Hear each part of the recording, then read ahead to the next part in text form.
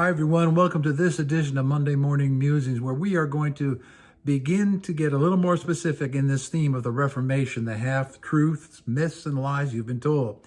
We're going to start moving into the number one persona, the number one personality involved in the Reformation, without whom there would be no Reformation, and that is Martin Luther.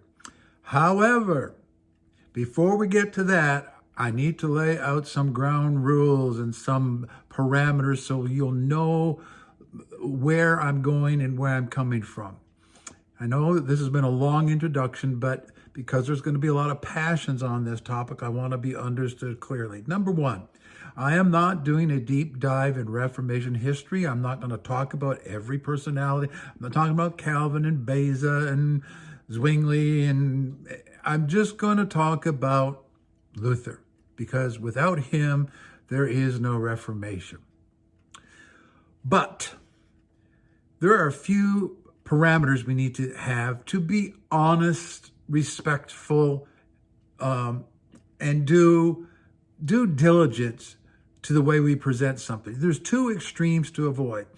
The extreme that I am reacting to is the one that makes everybody a hero and never talks about their dark side. Well, in this series, I am going to be talking about the dark side. Well, you're presenting an imbalanced view. Not by a long shot. I'm trying to bring some balance by talking about the unpleasant things that we don't want to talk about. When we talk about personalities and histories, there's a few things we can't do. We can't project our world and our time onto those people and expect them to behave the way we behave now. That's not fair. You can't do that. They were people of their time, for better or worse. And believe me, there was worse. But just because they're people of their time doesn't mean we dismiss everything they said. I did a post on Facebook earlier this week. It had some of these thoughts. We all have clay feet and dirty hands. All of us. Me, you, Luther, your favorite hero, your favorite TV preacher.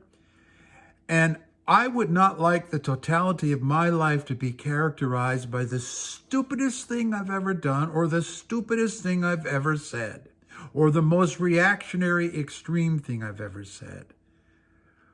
But when you start doing bad history, and if you have an agenda, you start targeting those things and set up straw man arguments. Now, they're based in fact, because those negative things are true, but they're not the whole story. So even though I'm going to be talking about negative things, you need to understand I'm not totally dismissing them. I may not agree with them, but it's just the nature of this series is I'm trying to present the other side. If you want to find faults and defects in historical figures, you're going to find them. My issue is, growing up in the church, nobody ever told me about them. All I'm asking for is tell the whole story. They were human like the rest of us. So we can't project modern sensibilities onto people in the past and expect them to think and act like us. However, that does not excuse their reprehensible behaviors, their reprehensible doctrines, their gigantic egos, particularly in Luther's case. We'll get to that when we talk about Luther. We need to talk about things if we're going to do anything approaching real history, even in this limited kind of devotional format. So we must judge them in their own time. That's just fair and it's honest. The other thing we have to avoid is stereotyping from extremes. Because Luther said some outrageous things, we could stereotype him and by the most outrageous things he ever said or did, and he said some crazy stuff, which we're going to get to along the way. But he's broader than that. He said some brilliant stuff too. It's possible to be full of ego and brilliant at the same time. It is possible. And believe me, Luther was loaded with both. My issue is, particularly with Luther, is there are folks who want to put him in the pantheon of the demigods. I read something this week where the author said Luther belongs in the same category as Einstein, Galileo, Newton, and all these other giants of history. I beg to differ.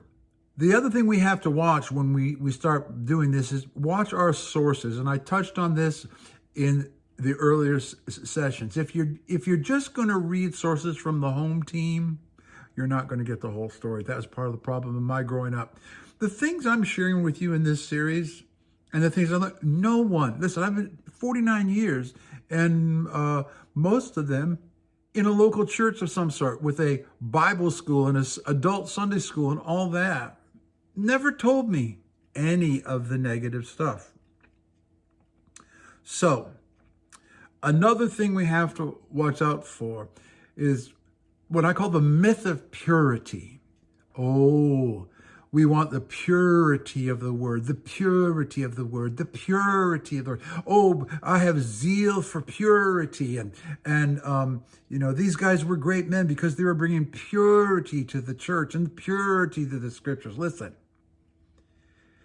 zealous people who are obsessed with purity were conspiratorially involved in crucifying Jesus. Zealotry for purity is not inherently a virtue. And when you bring it to history, you're going to project all kinds of your own convictions about things into history that never happened. And the minute you engage the topic, purity is gone. The minute you engage the scripture, you've just brought contamination. Purity is gone. So this is not about having a mythological understanding of the past, of this idyllic and romantic time of just happiness, joy, and purity. And by getting rid of bringing the bad stuff to light, we're gonna recover purity. Not talking about that at all. So, going forward, we're going to talk about at least 3 sessions on Luther. I want to talk about Luther, the teacher. Otherwise, some of the things that he taught that I could pretty much guarantee most of you, unless you're a scholar or historian, have never heard. If you ask an average evangelical, what did Luther teach? Well, he taught that we're saved by grace alone, and so forth. Against the works righteousness, etc. Well, he taught a lot of other stuff that is very dubious. We're going to talk about Luther and the stories. Otherwise, the events surrounding Luther and the recollection of those events and the repetition of those events and the reiteration of those events that you've probably heard that need a little adjustment. Or sometimes I like to use the analogy of a coloring book. What you have gotten is true, perhaps, in the sense of the lines in a coloring book. But until it's colored in, you don't have a real picture. And it's the same thing with Luther. We're going to color in a few spaces. And then the last thing we're probably going to talk about in terms of Luther, the guy, is Luther and anti-Semitism. Now, we're going to do a whole session on that. Most people know, I shouldn't say that. I would say your average evangelical pew warmer may not know what a rabid anti-Semite Luther was. And my problem growing up is that when I become aware of that, it was kind of like this, this dismissive, we know that, but he did just so many great things. We don't need to talk about that. Don't need to talk about it. I believe the case can be made for modern history other than the cross, there's pre-Holocaust and post-Holocaust. How can you say, well, let's not talk about that. It's not that important. No, I would say it's hugely important, and we're going to devote a whole session to Luther and his anti-Semitism. Okay, so that's the general flow of how we're going to go.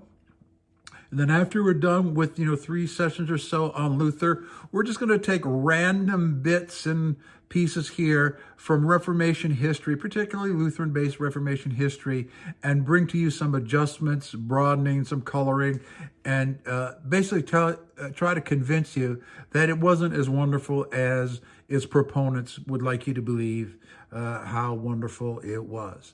All right, that's it for this time. Next one, we're going to start with Luther, the teacher, and I'll see you the next time.